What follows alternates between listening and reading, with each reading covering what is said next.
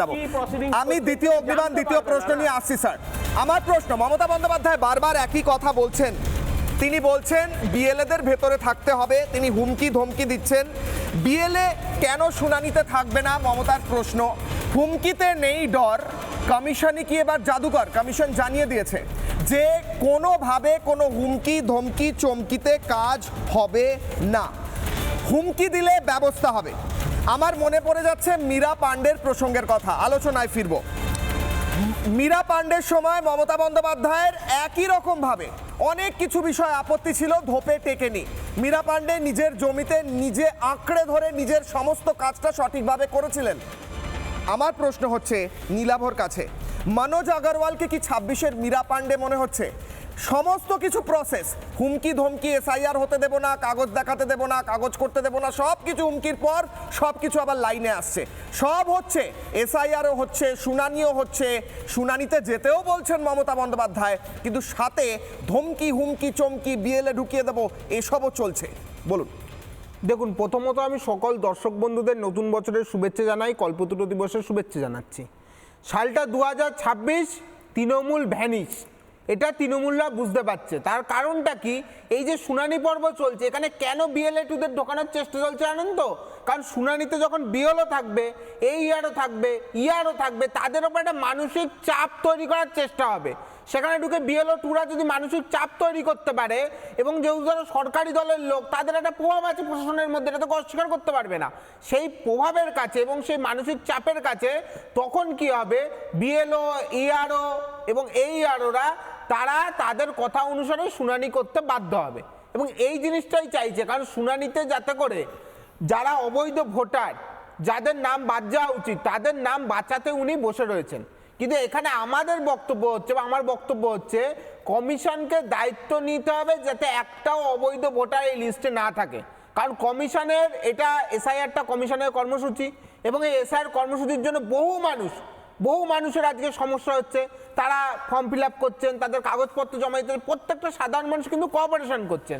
তার কারণ দূর দূরান্ত থেকে শুনানিতে এলো 10টা লোক এবং বিধায়ক বলল শুনানি হবে না। আমি বিধায়কের, আমি পার্সোনাল মন্তব্য করতে চাই না, কিন্তু বাংলা ভাষার একটা প্রচলিত কথা আছে, বাবার জমিদারি নাকি, বিধায়ক ডিসাইড করবে শুনানি হবে কিনা। নির্বাচন কমিশনের শুনানি হবে কিনা তৃণমূলের বিধায়ক ডিসাইড করবে।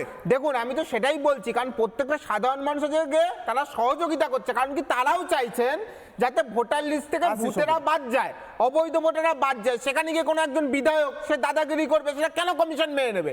কমিশন প্রয়োজনে এই জায়গাগুলোকে আইডেন্টিফাই করুক, কোথায় কোথায় তৃণমূল্য মস্তানি গুন্ডামি করছে, কেন্দ্রীয় বাহিনী দাঁড় করাক, করে তারা স্বচ্ছভাবে ব্যবস্থা করুক, যাতে হেয়ারিং হয়, যাতে স্বচ্ছভাবে ভোটার লিস্টটা তৈরি হয়, ভোটার লিস্টের মধ্যে যাতে একটাও ভূত পেতনি শাকচুন্নি লুকিয়ে না থাকে। কারণ যদি লুকিয়ে থাকে, তাহলে প্রত্যেকটা সাধারণ মানুষ যে কষ্ট হলো তাদের এই হেয়ারিং প্রসেস থেকে এসআইআর প্রসেসে, সেটা কিন্তু ব্যর্থ যাবে। সাধারণ মানুষের এই কষ্টটা যেন ব্যর্থ না যায়, তার দায়িত্ব নির্বাচন কমিশনকে দিতে হবে। সন্ময়দা, আমার প্রশ্ন হচ্ছে, সন্ময়দা, মমতা বন্দ্যোপাধ্যায় প্রতি সভায় সভায় গিয়ে বলছেন বিএলএ কেন ঢুকবে না, অভিষেক বন্দ্যোপাধ্যায় বলছেন বিএলএ কেন ঢুকবে না, মমতা বন্দ্যোপাধ্যায় বলছেন ফাটাফাটি খেলা হবে এবার নির্বাচনের আগে। আমার তো রীতিমতো ভয় লাগছে, নির্বাচন কমিশন কি তৃণমূলের হয়ে কাজ করবে? আমার দৃঢ় বিশ্বাস, মনোজ আগরওয়াল যদি মীরা পাণ্ডের পথে চলে, যেরমভাবে তিনি দৃঢ়তার সঙ্গে নির্বাচন হোল্ড করেছিলেন করেন, তাহলে নির্বাচন শান্তিপূর্ণ হবে। নাহলে যা বক্তব্য আসছে রীতিমতো ভয়ঙ্কর। কিশোর, আমি একটা কথা বলি, ঘটনা হচ্ছে যে ওর এই শব্দবন্ধটা, ফাটাফাটিটা, মৃত্যুর কোটাটাকে 100 ক্রস করাতে চাইছেন মমতা বন্দ্যোপাধ্যায়, পরিষ্কার বলছে।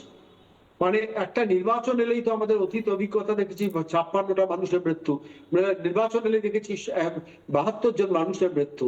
এবার এই শব্দবন্ধ দিয়ে তিনি কিন্তু মৃত্যুর কোটাটাকে 100-তে নিয়ে যেতে চাইছেন। তার কারণ তার গ্রাসরুট লেভেলে যে কর্মীরা আছেন, সেই কর্মীরা তারা তো প্র্যাকটিক্যালি আর্মস, অ্যামিউনিশন সবকিছু বার করবেন নির্বাচনকে কেন্দ্র করে। নির্বাচনের আগে এই এসআইআর পর্বকে তুমি চিন্তা করে দেখো, এসআইআর যখন অ্যানাউন্স হয়নি, বিহার এসআইআর, তখন থেকে যে অশ্লীল কুৎসিত কথাবার্তা এ রাজ্যের শাসক মমতা বন্দ্যোপাধ্যায়ের দলবল যে সব ভাষা ব্যবহার করেছেন, ল্যাম্প পোস্টে বেঁধে রেখে দেবো, চোখ উপড়ে ফেলে দেবো, কি ভাষা ব্যবহার করবি। তারপরও আমি বলছি, এটা তো প্রভোকেশন। মমতা বন্দ্যোপাধ্যায়, অভিষেক বন্দ্যোপাধ্যায়ের বিরুদ্ধে এফআইআরটা হওয়া উচিত। আর আজকে দিনে দাঁড়িয়ে নির্বাচন কমিশনের যে ভূমিকা, সিমুরুগান আক্রান্ত হলো, কেন নির্বাচন কমিশন এখনো পর্যন্ত এফআইআর রুজু করেনি? দেখবো বললে হবে না। ওই শঙ্কুদেব পণ্ডাতের ভাষা সোচনে হোগা দেখনে হোগা বললে হবে না। শঙ্কুদেব এখানে বলছিলেন ভালো লাগছিল নির্বাচন কমিশনের বিরুদ্ধে পথে নামবো। শঙ্কু, আপনারা এখানকার শাসক দল হিসেবে আছেন, কেন এই মুহূর্তে দাঁড়িয়ে নির্বাচন কমিশন অফিস ঘেরাও করছেন না? এই মুহূর্তে দাঁড়িয়ে অসিত মজুমদারকে কেন গ্রেফতার করা হবে না? যে 4 জন ইয়ারও সম্বন্ধে সাসপেন্ড করে এফআইআর করতে বলা হয়েছিল, শঙ্কু যথার্থ বলেছে যে 4 জন ইয়ারোর বিরুদ্ধে সাসপেনশন হয়েছে, কিন্তু এখনো এফআইআর হয়নি। কি মেসেজ যাচ্ছে? কজন বিএলওর বিরুদ্ধে আলটিমেটলি নির্বাচন কমিশন শাস্তির ব্যবস্থা করেছেন? কারণ মমতা বন্দ্যোপাধ্যায়, অভিষেক বন্দ্যোপাধ্যায়রা চাইছেন একটা গন্ডগোল, একটা অশান্তি। তার পাশাপাশি তাদের ভয় আছে যদি এসআইআরটা কোনো করে বাতিল হয়ে যায় তাহলে রাষ্ট্রপতি শাসন জারি হওয়ার পরিস্থিতি তৈরি হতে পারে।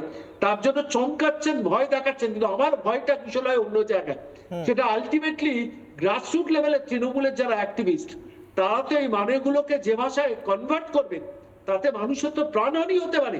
আজকে যদি কোনো এইআরও কিংবা কোনো ইআরও কিংবা কোনো অবজারভার সি মুরুগানের মতো ব্যক্তি যিনি একদম ডিটারমিনেশন নিয়ে নির্বাচন কেন্দ্রে গেছেন এবং মানে এসআইআর কেন্দ্রে গেছেন, যাওয়ার পর বলেছেন আমি আইএস অফিসার, আমি করে ছাড়বো। আচ্ছা তুমি বলো তো কিশোরা, আমি গ্রাসরুট লেভেলের কোন ইআরও কোন এইআরওর ক্ষমতা আছে এইভাবে রুখে দাঁড়ানো? তারা কাজ করতে পারবেন? সম্ভব? আমি বলছি Manoj Agarwal has to decide কতদূর যাবেন, কতদূর যাবেন না, কতটুকু করবেন, কতটুকু করবেন না। আর দিল্লিতে যারা বসে আছেন শাসক রাজনৈতিক দল, দিল্লির শাসক, তাদেরও ডিসিশন নিতে হবে যে নির্বাচন কমিশনে গিয়ে জ্ঞানেশ কুমারকে যদি অভিষেক বন্দ্যোপাধ্যায়কে তোড়পে আসার চেষ্টা করেন তাহলে কেন জাতীয় নির্বাচন কমিশনের উপর প্রেসার ক্রিয়েট করবেন না? কেন বিজেপি এই সিদ্ধান্তটা নেবেন না? আমি উত্তর নানা ধরনের কন্টেন্ট দেখার জন্য লাইক করুন, শেয়ার করুন আমাদের ফেসবুক পেজ, সাবস্ক্রাইব করুন আমাদের ইউটিউব চ্যানেল। পাশাপাশি অন্যান্য ব্রেকিং নিউজের জন্য অবশ্যই চোখ রাখুন রিপাবলিক বাংলায়।